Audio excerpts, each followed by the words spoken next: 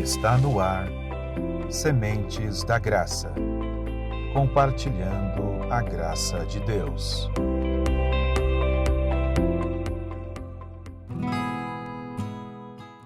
Graça e paz, é muito bom ter mais uma vez você aqui conosco no Sementes da Graça. Nós temos compartilhado reflexões sobre recomeços, decisões e renovação. Mas hoje eu quero te convidar a olhar para algo que muitas vezes vem antes de qualquer mudança real. Porque nem todo afastamento começa com um grande pecado. Às vezes ele começa com algo silencioso, com a palavra de Deus sendo deixada de lado. Quando a leitura ou ouvir uma mensagem é substituída pela correria do dia a dia. O livro de Neemias nos apresenta um povo que reconstruiu muros, que organizou a cidade, retomou a rotina, mas percebeu que a alma ainda precisava de reparos. Hoje vamos falar sobre esse momento, quando Deus chama o povo, e também a nós, de volta à sua palavra e aos efeitos que ela produz em cada um de nós. Abra sua Bíblia comigo no livro de Neemias. Nós vamos ler 2 textos hoje. O primeiro está no capítulo 9 e verso 3, que nos diz assim: Ficaram onde estavam e leram o livro da lei do Senhor, do seu Deus, durante 3 horas, e passaram outras 3 horas confessando e adorando o Senhor, o seu Deus. E o segundo texto está em Neemias, capítulo 10, no verso 29, que diz: Agora se unem aos seus irmãos, os nobres, e se obrigam sob maldição e sob juramento a seguir a lei de Deus dada por meio do servo de Deus, Moisés, e a obedecer fielmente a todos os mandamentos, ordenanças e decretos do Senhor, o nosso Senhor. Glória a Deus por sua palavra.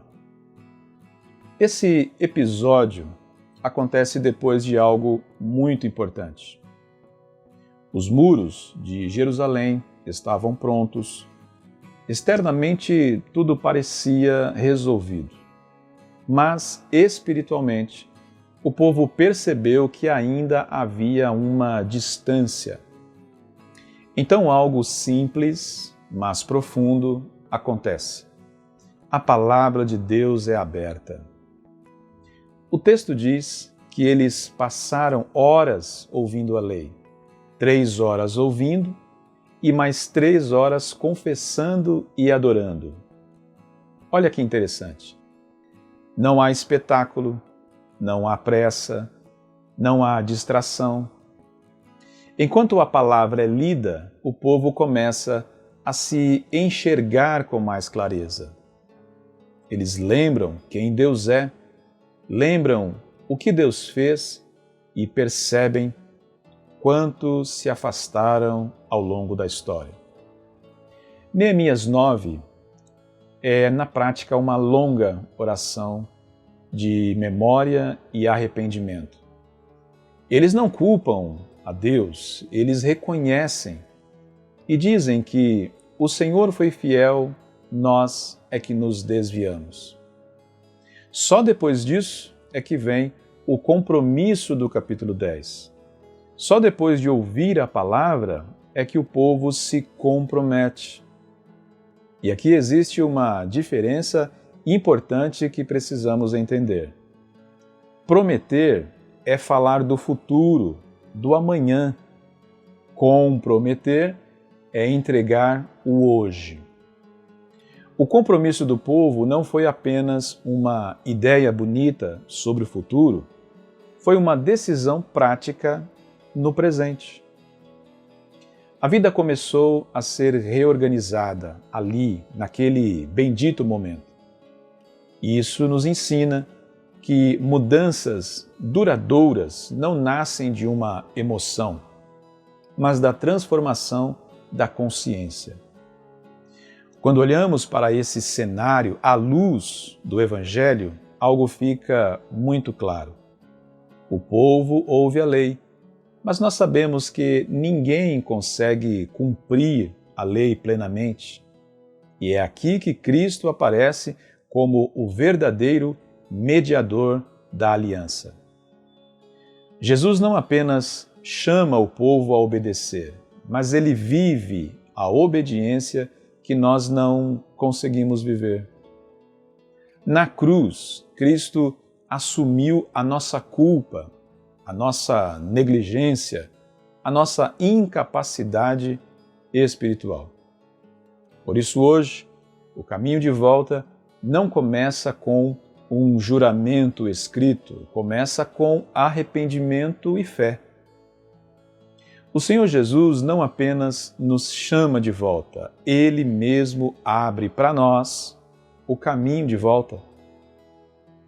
E a palavra que antes nos condenava, agora em Cristo, ela tem o poder de nos restaurar.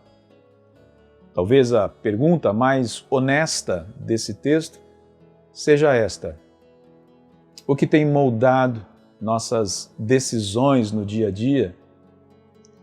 Nós ouvimos muitas vozes, opiniões, conselhos rápidos, conteúdos curtos, pressões do cotidiano.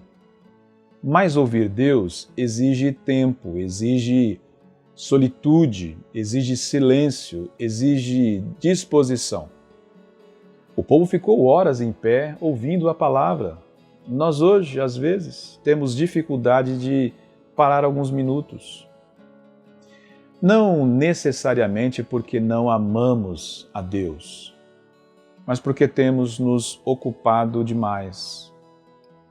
Neemias nos lembra que a restauração começa quando a palavra de Deus volta a ter espaço, volta a ter peso, autoridade. Começa quando ela volta a orientar as nossas escolhas.